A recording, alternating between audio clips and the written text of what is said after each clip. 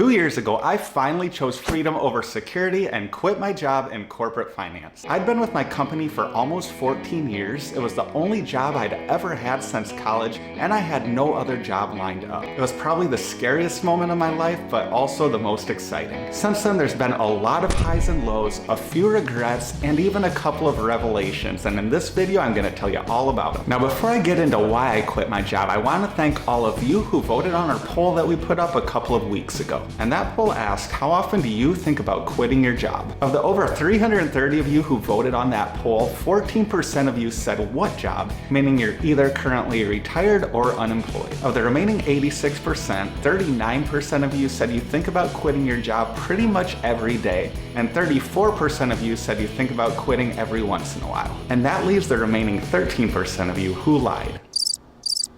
Now, in all honesty, I do believe that there are people out there who love their jobs, and I think the rest of us all dream about having a job that we love. But I truly believe that most people have no idea what their dream job would even be. And even if they do know what it is, most people have financial obligations that won't allow them to just quit their job to pursue that dream. In the fairly recent past, I was in both of those positions. And as I sit here today, I can finally say that I know what my dream job is. And while I don't have that dream job yet, I can say that I'm closer to it than ever. So if this video can give even one person hope that they too can eventually pursue their dream job, then it will all be worth it. I'll tell you more about how I finally identified and began to pursue my dream job in a bit, but first let's get to why I finally quit my corporate job. Now, I should probably start off by saying that I'm really not that big of a risk taker. You may have seen me do some things on this channel that other people may consider risky, but when it comes to most things, especially finances, I really do like to play it safe. So when it came time to finally quit my job, it definitely was not an impulsive decision. It ultimately came down to a desire for security versus a desire for freedom. And after years of contemplating quitting my job, freedom finally won out. So I think everyone has the desire for freedom to do what they want, go where they want, when they want. But I think that I probably have that desire even a little more than most people. Now, even when I was just a kid, probably about 9 or 10 years old, I remember always dreaming about moving out of my dad's house and living on my own. And it's not that I had a bad childhood, I just always wanted to be able to be my own boss, to go where I want, when I want. And as I got older, that desire only grew. I dreamed about traveling the world, even though I'd barely been outside the state of Iowa. Now, by the time I was in high school, I was working 30 hours a week to save up money for college, and also taking pilot lessons because I decided that the best way to see the world was to become an airline pilot. I did end up going to college for aviation, and I did get a couple of pilot's licenses, but I eventually realized that career was not for me,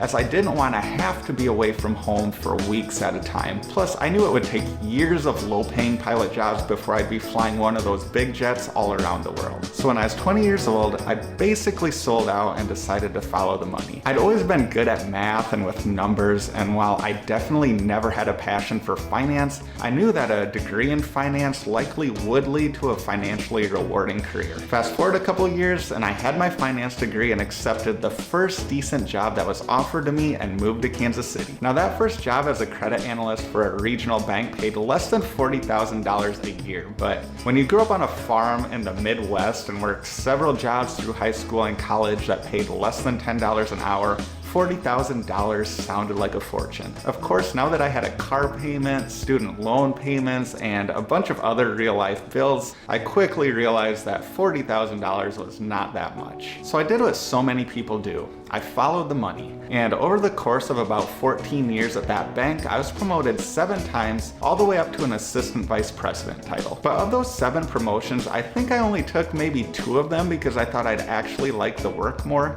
The other 5 I took strictly because they paid more. I guess I figured I wasn't gonna enjoy those 8 hours a day anyway, so I might as well make the most money that I can during that time so I can enjoy my time outside of work and build up my savings. But what I didn't realize was those 40-hour work weeks would slowly turn into 50, 60, even 70-hour work weeks. And if I wasn't in the office on the weekends, I often found that I was at home stressing about how much work I'd have to do when I got back to the office on Monday. I was also finding out that when Jamie and I would go on vacation, I was actually coming back more stressed because we were perpetually understaffed and no one had the time to cover my work when I was gone. Of course, our bank account balance was the highest it had ever been, but unfortunately, so was my stress, and Honestly, I had no one to blame but myself. Even though deep down I knew that just putting my head down and putting in those crazy hours would never get me caught up, I kept doing it anyway for several years, all for the security of having a good job. After all, it was the only company I'd ever worked for, and how did I know that moving to another company wouldn't be even worse? And how was I going to find time to update my resume, apply for jobs, and prepare for job interviews when I barely had enough time to eat lunch each day? I felt completely stuck, and one day I put in my notice to quit cold turkey. I didn't have another job lined up, I just finally had enough of the stress and felt that we had enough money saved up to where I could finally choose freedom over security. But something unexpected happened when I put in my notice. It turned out that several other positions in my department had been vacated around the same time, and we were more short-staffed than ever, so my employer really wanted me to stay. So much so that they gave me the pick of several positions that had been vacated. So I took them up on it. I chose the job that I thought was the easiest, that I could essentially do in my sleep, and they agreed to keep paying me the same amount of money for doing it. It may have sounded like a pretty sweet deal, but it ended up being my first big regret after I decided to quit, and it also ended up being my first big revelation. So the position I ended up moving into really was a lot easier and required a lot fewer hours. I was way less stressed, and best of all, I didn't even have to take a pay cut. So why did I end up regretting taking that position? Because it wasn't one bit fulfilling. I wasn't being challenged, I didn't feel like I was helping people, and I honestly couldn't name one reason I was doing that job other than the money. I was just kicking the can down the road and putting the rest of my life, pursuing my dreams, and realizing my full potential all on hold just for a little more security. And that's when I had my first revelation after deciding to quit my job. And that's that fulfillment was just as important as freedom and security. I needed to find a job that was gonna motivate and challenge me, but not suck the life out of me. So what did I do? I quit again, but this time I promised myself that there would be no caving in. I talked to my oldest brother who'd left his corporate job to start his own business. I read a book about quitting your job, and I watched countless YouTube videos about quitting your job. And most importantly, I had the full support of the other half of Explorcation, who you all know and love, my amazing wife, Jamie. And speaking of Explorcation, our little travel channel was still incredibly small at the time. We had finally gotten monetized and were only making maybe around $10 a day, but I was really starting to get into it. I knew that the YouTube travel niche was insanely competitive and that it would take an insane amount of work to be successful in it. But working hard is one thing that I've always been good at. And I knew that if we put enough work into it, it could eventually provide us with the freedom to travel, financial stability, and the fulfilling life that we'd always been looking for. Now, I'll talk a little bit more about how we actually started our YouTube channel, and we'll answer a few other subscriber questions later in this video. But for now, let's get back to the day I finally quit. So for the second time in about 12 months or so, I drafted my resignation letter, and I was pretty certain there was nothing that they could say to make me change my mind this time. But before I delivered that letter to my manager, I wanted to let my prior manager know about my decision because he was someone that really helped me grow in my career and was someone who I really respected. And I honestly had no idea what he was gonna say when I told him that I was quitting my high-paying job with no backup plan other than working on our $10 per day YouTube channel. But when I told him, he didn't sound the least bit surprised.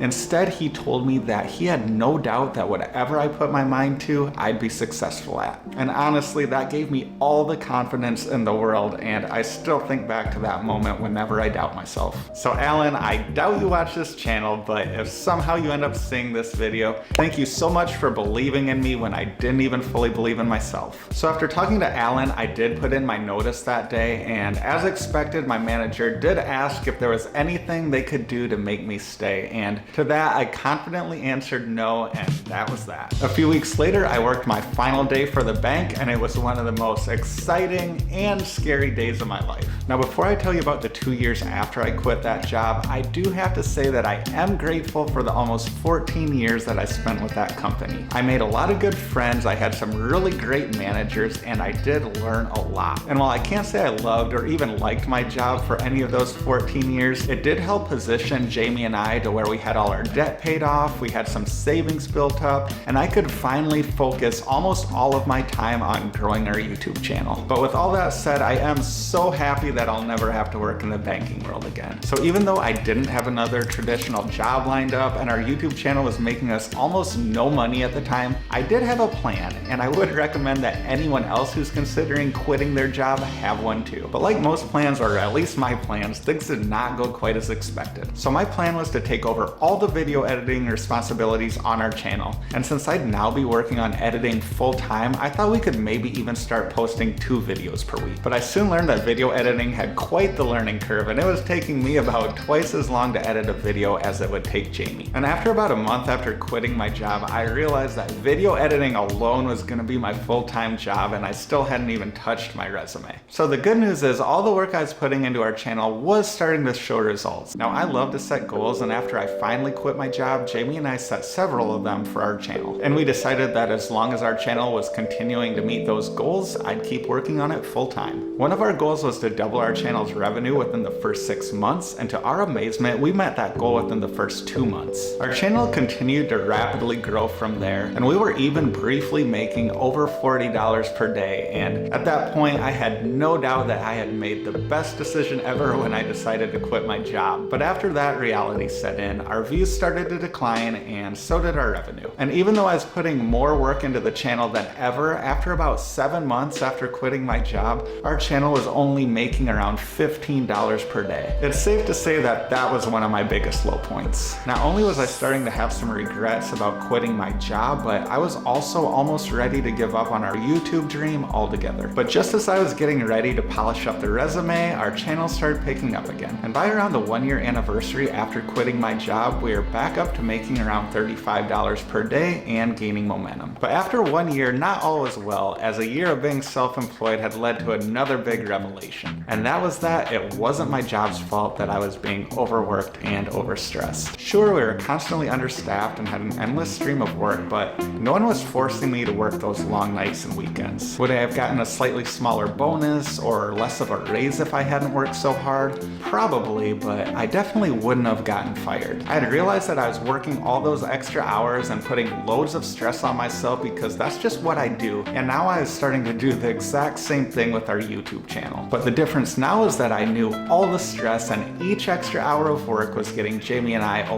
little bit closer to being able to see the world and work on Explorcation full time. I also realized that even though I was still feeling overstressed and overworked, I was also feeling extremely motivated, and I was waking up each morning excited for work instead of dreading it. So it's safe to say the first year was full of ups and downs, and the second year was no different. So like year 1, year 2 started off pretty great. COVID was finally starting to go away, we were getting to travel outside the US again, and our channel was continuing to grow. And after about 2 months into our second year, we had our first $100 day, and we were on top of the world. And then of course, things started trending downwards, and then back up again. But by then, we were much more mentally prepared for all those highs and lows that we couldn't control, and were much more focused on what we could control, which was making more and better videos. But that mindset couldn't have prepared us for what would happen in January of 2023, when we had our best day ever, and then just 2 days later had our channel hacked. Now, if you want more details on how that whole situation went down, you can check out that video after this one. But to sum it up quickly, our channel was hacked. We didn't know if we would ever get it back, and for 4 excruciating days,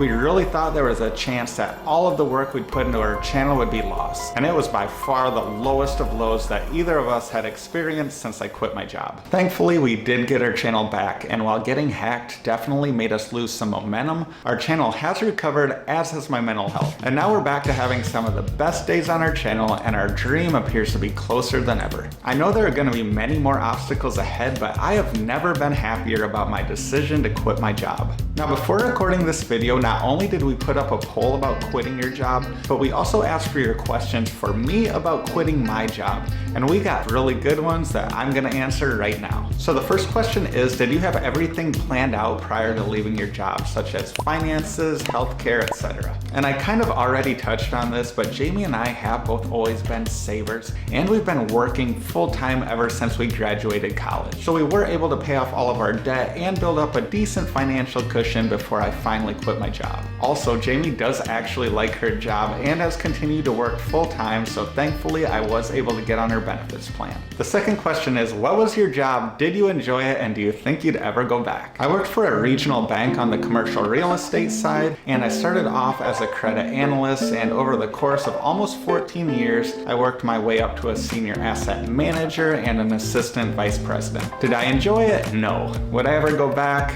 Well, I really try to never say never, but I don't think I could ever go back to working for a bank. Plus, I'm pretty sure they'd try to make me cut my hair. The third question is, how did you convince your spouse to be on board with you quitting? So as I said earlier, Jamie was extremely supportive with my decision to quit, and I actually think that she even wanted me to quit my job before I did. She's always way more concerned with my health than I am, and she knew that all the long hours and the stress was definitely not healthy. Plus, we had moved to Florida to spend more time outdoors, and I was spending almost all of my time in an office. It was definitely not the life we had set out to live when we moved here. And even though I'm probably still working too much, we are having a lot of fun with the channel, and we're finding a bit of downtime here and there. Alright, so the next question is, how did you decide to start your own YouTube channel? And I think we may have covered that in one of our prior YouTube videos, but the short answer is, it was all Jamie. She's always been a scrapbooker, and whenever she would go on vacation with her family or later in life with me, she would always take a ton of pictures for her scrapbooks. But a few years ago when we moved into our house in Sarasota and had to move everything ourselves, we realized how many scrapbooks she had and how much space they were taking up. And that's when we decided to start documenting our vacations through video. So on our next few trips, Jamie started taking a lot of videos, and she even put some of them together and posted them on YouTube, mainly just so us and our family members could watch them. But to our surprise, one of those videos actually ended up getting a few thousand views, so she started posting more of our vacation videos and slowly convinced me to get more and more involved. And while I initially was very reluctant to be on YouTube, it had always been a dream of mine to somehow make a living while traveling and exploring. And once I finally realized that was a real possibility on YouTube, I was 100% on board. And that actually segues pretty well into our final question, which is, has your YouTube channel's revenue finally equaled or surpassed what Skylar was making at his job?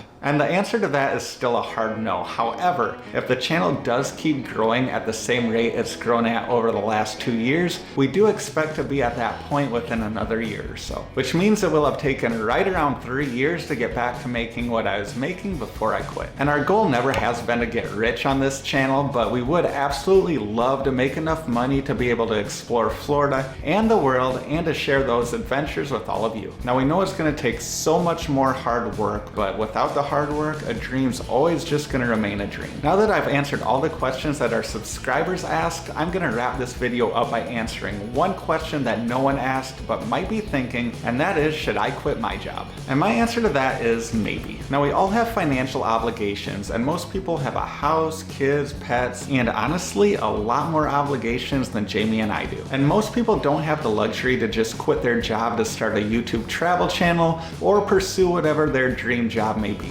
But if you're working a soul-crushing, high-stress, unfulfilling job like I was, you definitely should be formulating an exit plan. After all, you're not getting any younger, and your life's not going to get any better by just sticking with the status quo. And that might just mean applying for a job that you're already qualified for, or maybe taking some night and weekend classes to get qualified for a job that you might enjoy a little more. But I really don't think you have to love your job to be happy. So if your job is just okay, but it provides the financial means to take care of yourself and your family and allows you to live a life you love outside of work, then count your blessings, because you're still one of the lucky ones. I hope you all found this video to be inspiring or at least somewhat entertaining, and if you did, please do consider subscribing or hitting that thumbs up button. And if you didn't, don't worry, I'll be back with Jamie and more Florida travel content before you know it. Thanks for watching.